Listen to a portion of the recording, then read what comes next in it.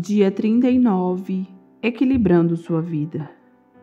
Vivam com o devido senso de responsabilidade, não como homens que não conhecem o significado da vida, mas como aqueles que o conhecem. Efésios capítulo 5, versículo 15. Não permitam que os erros dos maus conduzam vocês pelo caminho errado e façam vocês perderem o equilíbrio. 2 Pedro, capítulo 3, versículo 17. Bem-aventurados os que vivem em harmonia, pois sobreviverão a todos. Uma das competições das Olimpíadas de Verão é o pentatlo, composto de 5 modalidades: tiro, esgrima, equitação, corrida e natação. O objetivo do pentatleta é vencer todas as 5 provas, não apenas uma ou 2. Sua vida também é um pentatlo, com 5 propósitos que devem ser mantidos na mesma proporção. Esses propósitos foram praticados pelos primeiros cristãos em Atos 2, explicados por Paulo em Efésios 4 e exemplificados por Jesus em João 17, mas estão resumidos no grande mandamento e na grande comissão de Jesus.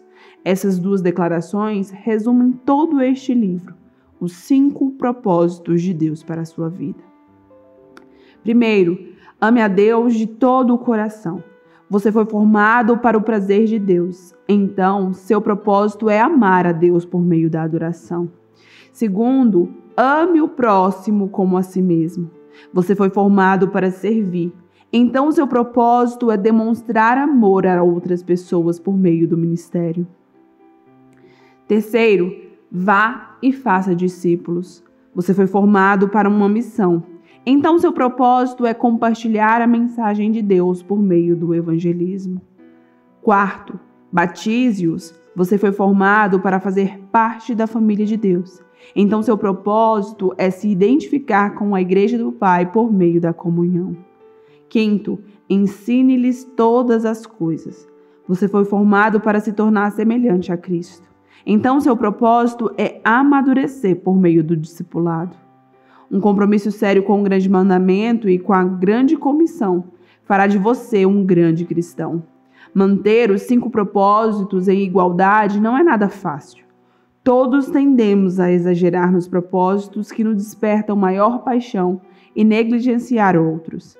As igrejas fazem a mesma coisa, mas você pode manter a sua vida equilibrada e estável, juntando-se a um grupo em que haja incentivo mútuo à responsabilidade, de modo que você possa avaliar regularmente sua saúde espiritual, registrar seu progresso em um diário pessoal e transmitir o que aprendeu a outros. Essas 4 atividades são importantes para que a vida seja dirigida por propósitos.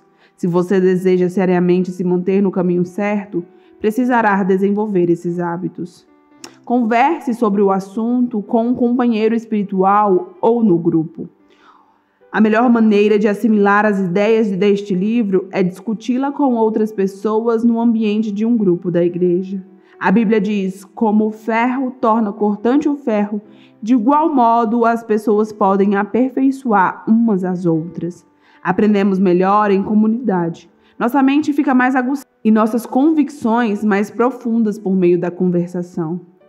Insisto em que você reúna um pequeno grupo de amigos e forme um grupo de leitura de Para que Estou na Terra, a fim de rever os capítulos semanalmente. Vocês devem discutir as implicações e aplicações de cada capítulo. Perguntem-se: e daí? E agora? O que isso significa para mim, para minha família e para a nossa igreja? O que vou fazer a respeito disso? Paulo disse: ponham em prática o que vocês receberam e aprenderam. Filipenses capítulo 4, versículo 9. Um pequeno grupo de leitura proporciona muitos benefícios que não podem ser alcançados somente por um livro. Vocês podem comentar o que estão aprendendo e discutir exemplos da vida real. Podem orar, incentivar, apoiar uns aos outros à medida que começarem a viver esses propósitos. Lembrem-se de que fomos feitos para crescer juntos, não separadamente. A Bíblia diz: encorajem uns aos outros e fortaleça uns aos outros. 1 Tessalonicenses, capítulo 5, versículo 11.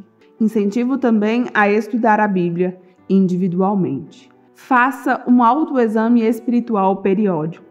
A melhor forma de harmonizar os 5 propósitos em sua vida é por meio de uma autoavaliação periódica. Deus dá grande valor a esse hábito. Somos orientados pelo menos 5 vezes nas Escrituras a verificar e a examinar a nossa saúde espiritual. A Bíblia diz: testem-se para saber se estão firmes na fé. Não se enganem, pensando que está tudo garantido. Criem o hábito do autoexame. Vocês precisam de evidências de primeira mão, não apenas de ouvir dizer que Jesus está em vocês.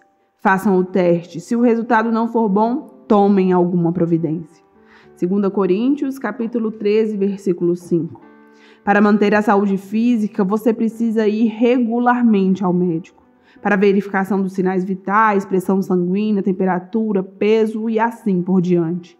Para a sua saúde espiritual, você precisa examinar regularmente os 5 sinais vitais da adoração, da comunhão, do crescimento do caráter, do ministério e da missão.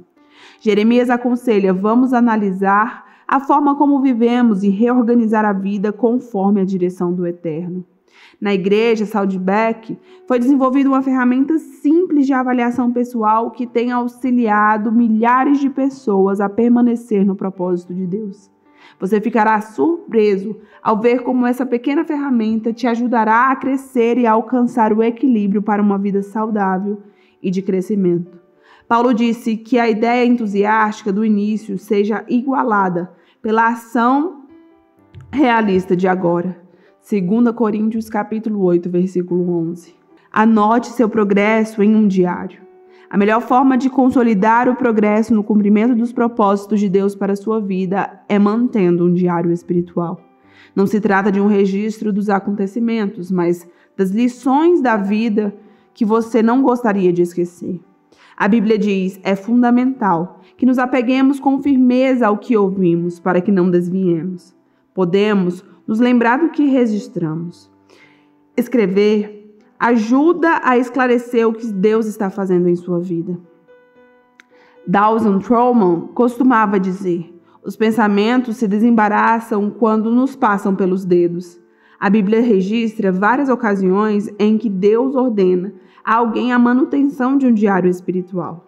Por exemplo, conforme a orientação do Senhor, Moisés manteve um registro da progressão deles. Números capítulo 33, versículo 2. Não lhe deixa contente o fato de Moisés ter obedecido à orientação de Deus de registrar a jornada espiritual de Israel? Se ele fosse preguiçoso, seríamos privados das poderosas lições de vida do Êxodo. Embora seja improvável que o seu diário espiritual venha a ser tão amplamente conhecido quanto o de Moisés, ele ainda é importante. Não anote apenas o que for agradável. A exemplo de Davi, registre suas dúvidas, temores e lutas com Deus. As maiores lições vêm do sofrimento. E a Bíblia diz que Deus mantém um registro de nossas lágrimas. Sempre que ocorrer problemas, lembre-se que Deus os utiliza para cumprir todos os 5 propósitos em sua vida.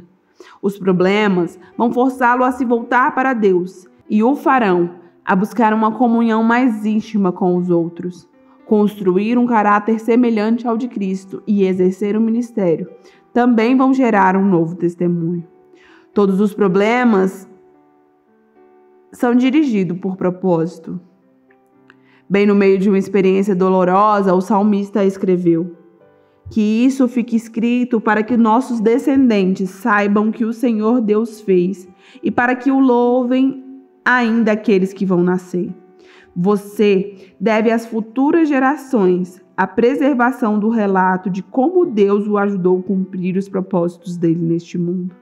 Trata-se de um testemunho que continuará a ser dado por muito tempo depois que você estiver no céu. Transmita aos outros aquilo que você sabe. Se você continuar crescendo, a melhor forma de aprender mais é transmitir o que já aprendeu. Quem abençoa os outros é muito abençoado. Quem ajuda os outros também recebe ajuda. Provérbios capítulo 11, versículo 25. Quem passa adiante suas impressões obtém ainda mais de Deus. Agora que você compreende o propósito da vida, é sua responsabilidade levar adiante essa mensagem. Deus está te convocando para ser o seu mensageiro, como lembra Paulo. Agora, quero que você diga essas mesmas coisas a seguidores que possam ser designados para transmitir isso aos outros. Neste livro, passei a vocês o que aprendi com outras pessoas sobre propósito de vida. Agora chegou a sua vez de transmitir esses conhecimentos. Você provavelmente conhece centenas de pessoas que não sabem qual o propósito da vida. Compartilhe essas verdades com seus filhos, amigos, vizinhos, colegas de trabalho. Quanto mais você sabe, mais Deus espera que você use tal conhecimento para ajudar os outros. Tiago disse: qualquer um que sabe o que é certo a fazer e não faz está pecando. Tiago capítulo 4, versículo 17. O conhecimento aumenta a responsabilidade. Transmitir o propósito de vida, porém, é mais que uma obrigação. É um dos grandes privilégios de nossa existência. Imagine como o mundo seria diferente se todos conhecessem o seu propósito.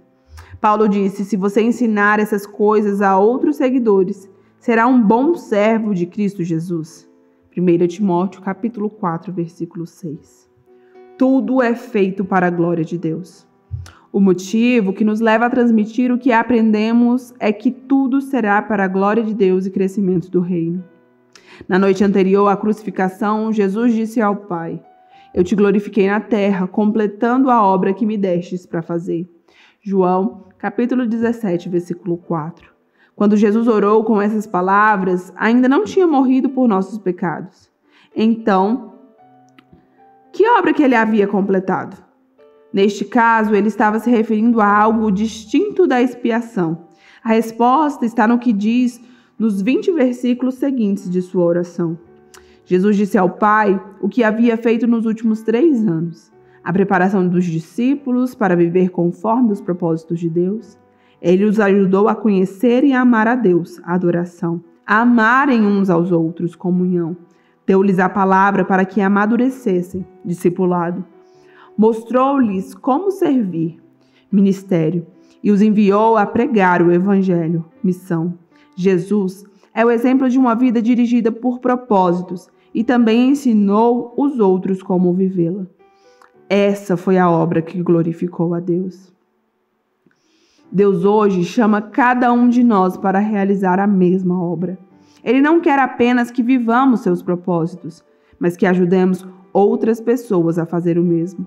Deus quer que apresentemos Cristo às pessoas, trazendo-as para a comunhão, ajudando-as a amadurecer e a descobrir como servir, e em seguida que as enviemos para alcançar outras pessoas também. É disso que se trata uma vida dirigida por propósitos. Independentemente da sua idade, o restante da sua vida pode ser a melhor parte dela. E você pode hoje mesmo começar a viver com propósitos. Eu vou ficando por aqui. Um forte abraço. Até amanhã, o nosso último dia da jornada Vivendo o Propósito.